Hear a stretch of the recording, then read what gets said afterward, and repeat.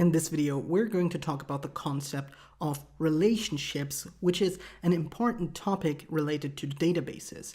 When you remember this image of three different tables that are together one database about books, then you will also remember that we have actually connected those different tables using its IDs or their IDs. So for example, if we have a look at the books table at the top of this image, then you can see that Harry Potter, both Harry Potter books, are assigned to one author, author 2, which is J.K. Rowling. And this is the kind of thing that you do with database tables. You try to connect them in ways that are efficient and that make sense. In this process, you actually have many advantages like reducing redundancies that play an important role in efficient databases and in efficient data management. So let's have a look at the different kinds of possible relationships. There are actually three.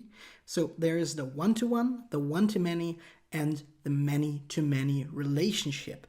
So what is the one-to-one relationship? It's the simplest form of a relationship where, let's imagine you own a book and this book only belongs to you. No one else owns this book. So it is a one-to-one relationship between you and the book.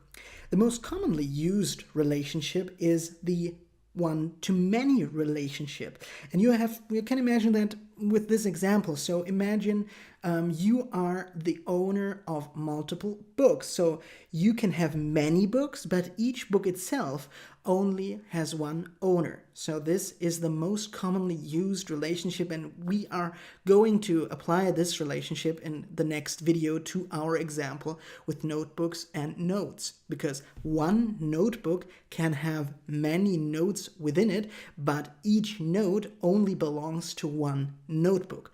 So, and the last relationship is the many-to-many relationship, and also the most complex kind of relationships, because in some cases you may need multiple instances on both sides of your relationship. For example, each order, in this case the shopping carts, where we can see on the 1, 2, and 3, can contain multiple books. So book 1, 2, and 3 are possible for our example.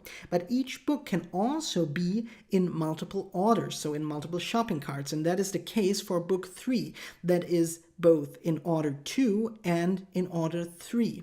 So this is the many-to-many relationship where multiple instances are located on both sides of a relationship. And with that in mind, we will now move forward and have a look at the possibilities of Xcode and CoreData to apply a one-to-many relationship.